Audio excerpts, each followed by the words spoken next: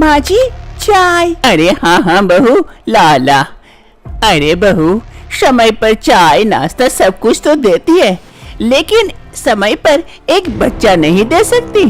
शादी को 2 साल हो गए तेरे, लेकिन अभी तक कोई बच्चा नहीं है। मेरी आंखें तरस चुकी है पोता पोती खिलाने के लिए, लेकिन मुझे नहीं लगता कि तू मुझे ये खुशी दे पाएगी। कहीं तू बांझ तो नहीं है ना बहू? अरे माँ जी, ये क्या कह रहे, मैं बांझ कैसे हो सकती हूँ? अरे नहीं तो और क्या, अभी तक तुझे एक भी बच्चा नहीं हुआ है। गाँव वालों में देख, सबके बच्चे हो गए। तेरे साथ शादी हुए सब आए थे, सब बच्चे लेके घूम रहे हैं। हमारे घर के बकरी के भी 2-2 बच्चे हो गए, लेकिन तुझे ही बच्चा नहीं हो रहा है। अब जा, खड़ी खड़ी मुंह क्यों ताक रही है? घर में जा, नाश्ता वगैरह का इंतजाम कर, तुझसे वही हो पाएगा, बच्चा तुझसे पैदा नहीं हो पाएगा। मैं समझ गई। मनीषा रोते रोते घर के अंदर चली जाती है और इधर आभा देवी, अरे अब क्या बताऊं, एक बहू लाई थी, 2 साल हो गए, अभी तक बच्चे का खुशी नहीं दे पाई। कैसी बहू है, औरत के नाम पे तो कलंक है, कलंक। मनीषा को अपनी सास की बातें काफी बुरी लगती है।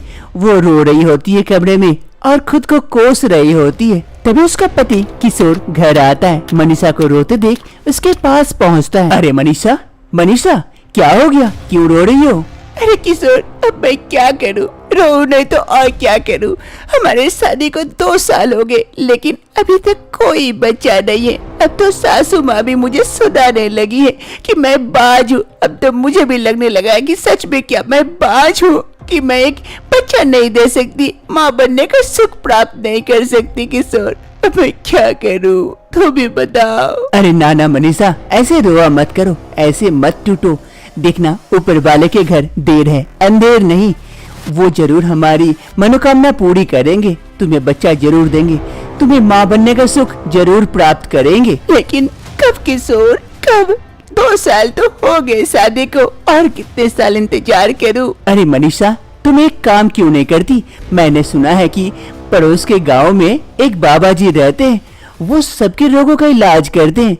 तुम भी वहाँ जाकर बाबा जी से भेंट करके आओ, हो सकता है उनके पास कोई ऐसी जड़ी बूटी हो जिससे तुम माँ बन जाओ। क्या ऐसा हो सकता है क्या? अरे हाँ मनीषा, क्यों नहीं हो सकता है। हम कोशिश करने से पीछे तो हट नहीं सकते, कोशिश तो करनी चाहिए। क्या पता कौन सा तरीका काम आ जाए। हाँ किशोर, तुम सही कह रहे हो, कल ही मैं उस बाबा जी से मिलकर आऊंगी। दूसरे रोज ही मनीषा निकल पड़ती है उस बाबा जी यानी कि बैदराज जी से मिलने के लिए दूसरे गांव की ओर। धीरे धीरे आगे बढ़ते बढ़ते एक जगह आ पहुंचती है, जहां सामने उसे एक घर नजर आता है। अरे, लग रहा है उस बाबा जी का घर यही है, यही तो बता रहे थे सभी कोई।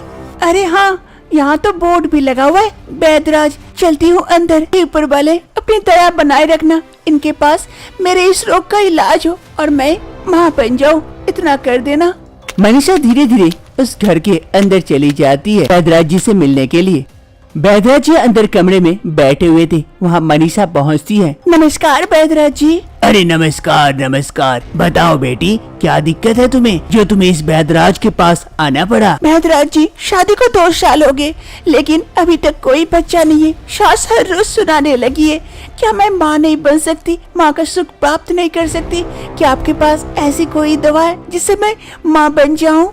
अरे अवश्य, इस बैदराज के पास हर किसी रोग का दवाई है, तो इसका क्यों नहीं होगा, अभी देता हूँ, तुम अवश्य माँ बनोगी। फिर वो बैदराज एक पोटली में से कुछ बीज निकालकर मनीषा को देते हुए कहता है, ये लो बेटी, ये बीज लो, ये बच्चे का बीज है जो तुम्हारे पेट में बच्चे का उत्पत्ति करेगा।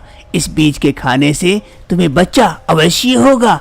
हर रोज एक बीज खा लेना, फिर देखना कमाल इसका। धन्यवाद बैदराज जी, जो आपने मुझे ये जड़ी बूटी थी जिससे मैं माँ बन सकती हूँ। मैं काफी खुश हूँ, आपका शुक्रिया अदा कैसे करूँ? अरे शुक्रिया अदा की क्या जरूरत है, मेरा तो ये काम है। जा बेटी जा, खुश रहना। मनीषा वहाँ से चली आती है वो बीज लेकर। रात का वक्त हो रहा था, मनीषा के पति किशोर सो चुके थे। मनीषा वो बीज लेके आती है जो बैदराज जी ने दिए थे। वो बीज मनीषा खा लेती है। और जाकर सो जाती है। अब ऐसे ही दिन बीतने लगते हैं। मनीषा हर रोज रात को सोने से पहले वो बीज का सेवन करती है। पूरे 1 महीने तक मनीषा बैदराज जी द्वारा दिया हुआ बीज को 1 महीने तक सेवन करती है, लेकिन उस पर कोई असर नहीं होता, जिस कारण मनीषा काफी चिंतित हो जाती है। अरे, मैंने बैदराज जी द्वारा बीज 1 महीने तक सेवन की, लेकिन कोई असर क्यों नहीं हो रहा है? मैं प्रेग्नेंट क्यों नहीं हो पा रही हूँ? मनीषा खाना बना रही थी और दिमाग में यही सारी बातें चल रही थी। तभी उसका पति किशोर आता है वहाँ पर। अरे मनीषा, मनीषा, ओ खाना बना रही हो? अरे मैं तुमसे एक बात पूछना ही भूल गया, तुम क्या उस बैदराज जी के पास गई थी? अरे हाँ किशोर, मैं गई थी। वो बैदराज जी कुछ बीजे दिए थे खाने के लिए।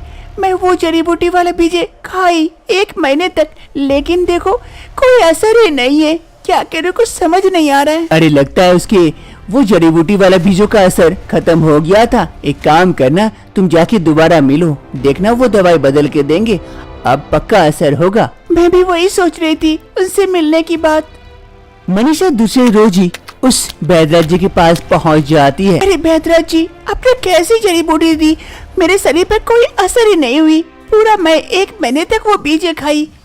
अरे मैं भी तो यही सोच रहा हूँ, ये बीजे काम क्यों नहीं किया तुम्हारे शरीर पर। रुको, मैं बीज बदल के देता हूँ, अब ये उससे 5 गुना तेजी से काम करेगा। ये काफी नायाब बीजे हैं, थोड़ा संभल के खाना। अगर तुम्हें अपने शरीर पर कोई असर दिखे तो खाना बंद कर देना। ठीक है बाबा। फिर बैदराज जी अपने पोटली में से वो नायाब बीजे लाकर मनीषा को देते हैं। मनीषा वो बीज लेकर काफी खुश हो जाती है और वहाँ से चली आती है। लेकिन सोचने वाली बात है कि वो बीजे काम क्यों नहीं किया, क्या हो गया मेरे बीजों पर। लेकिन ये बीज तो काफी खतरनाक है, अगर ये संभल के खाई तो ठीक है, वरना बच्चों की लाइनें लग जाएगी।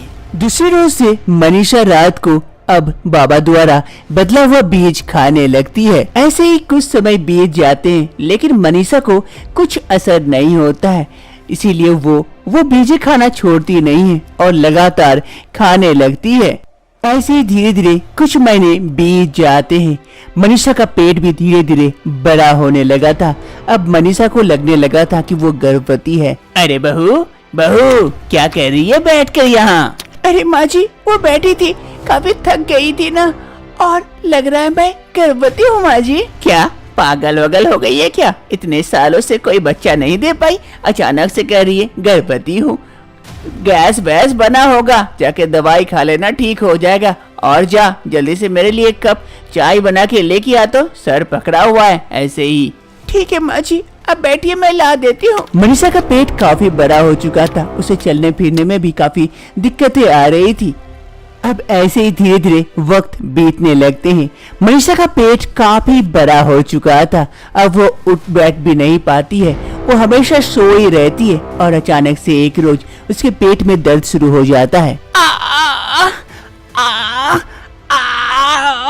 माँ जी, माँ जी, माँ जी जल्दी आइए माँ जी। अपनी बहू मनीषा की आवाज सुन सास आभा देवी दौड़े दौड़े कमरे में आ पहुँचती है। अरे बहू, बहू क्यों चिल्ला रही है, क्या हो गया सुबह सुबह? अरे माँ जी, काफी दर्द हो रही है, लगता है लेबर पेन उठा है, सहन नहीं हो रही है। अरे बहू, कोई लेबर पेन नहीं उठा, अगर बच्चा होता तो पेट इतना बड़ा नहीं हो जाता जितना बड़ा तेरा पेट है। मैं कह रही थी तुझे गैस हुआ है, गैस, दवाई खा ले ठीक हो जाएगा, तू ही तो नहीं सुनती थी। अरे माँ जी देखिए न जरा। अरे रुक जा, तेरी संतुष्टि के लिए वो भी कर लेती हूँ, देख लेती हूँ। सास आभा देवी जाकर अपनी बहू मनीषा को चेक करती है कि सच में उसे गैस हुआ है या फिर उसका बच्चा होने वाला है। अरे बहू जरा जोर लगा तो देखो क्या हुआ है। तभी मनीषा एक अंडा देती है। अरे बहू ये क्या अंडा दी? तू तो बच्चा देने वाली थी, तू कहाँ से अंडा देने लगी? ऐसे ही मनीषा को अब दर्द उठता है और वो एक एक करके अंडा देती है और उसकी सास अंडा निकाल निकाल कर रखते जाती है। आभा देवी की बहू मनीषा काफी सारे अंडे दे चुकी थी, लेकिन अंडा देना खत्म नहीं होता है। अरे बहू मैं तो थक गई, इंसान तो बच्चे देते हैं, तू कहाँ से अंडे देने लगी मुर्गियों की भांति? अब इन अंडों में से क्या बच्चे निकलेंगे या हम फ्राई करके खाएंगे बहू? ऐसे ही धीरे धीरे सुबह से शाम हो जाती है। मनीषा अंडा देते जाती है और उसकी सास अंडों को रखते जाती है। ऐसे ही 1000 अंडे दे चुकी थी मनीषा। पूरा घर अंडों से भर चुका था। तभी वहाँ पर किशोर आता है। इतने सारे अंडे देखकर, अरे माँ, ये क्या है? अंडों का दुकान खोल ली क्या? इतने सारे अंडे लेकर क्या कर रही हो? बेचने का इरादा है क्या? अरे बेटा, बेचने का इरादा नहीं, ये अंडे मुर्गियां नहीं, तेरी बीबी ने दिए हैं। सुबह से अंडे निकाले जा रहे हो, अभी जाके खत्म हुआ है। लगता है 1000 अंडे दी है। क्या मनीषा अंडे दिए? बच्चे की जगह अंडे? अगर इन अंडों में से बच्चे निकले तो इतने बच्चों का हम करेंगे क्या? अरे बेटा, वही देखना है, इन अंडों में से बच्चे निकलते हैं या हम इसे फ्राई करके खाते हैं। अब वक्त के साथ सभी कोई इंतजार करने लगते हैं अंडों में से बच्चे निकलने का। मनीषा बेसब्री से इंतजार करती है।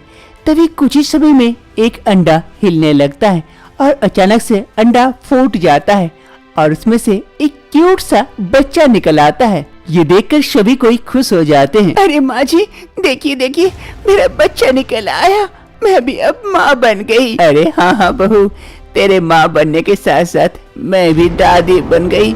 लेकिन एक नहीं, उधर देख, उधर से भी बच्चे निकल आ रहे हैं। एक एक करके सभी अंडे धीरे धीरे फूट रहे हैं और बच्चे निकल आ रहे हैं। क्या अब इन 1000 अंडों में से बच्चे निकलेंगे? 1000 बच्चों की दादी बनूंगी मैं। अरे माँ जी, आप ही तो बच्चा बच्चा कह रहे थे, अब बच्चे आ रहे हैं तो आपको दिक्कत हो रही है। अरे बहू, एक बच्चा मांगी थी, इतने सारे अंडे नहीं जिसमें से बच्चे निकलेंगे। अब ऐसा लग रहा है हमारा ये घर नहीं गांव बन जाएगा। उन सभी अंडों में से 5 बच्चे अच्छे और स्वस्थ निकल आते हैं, बाकी अंडे खराब हो जाते हैं। इन 5 बच्चों के साथ अब पूरा परिवार खुशी खुशी अपने आगे की जिंदगी बिताने लगते हैं।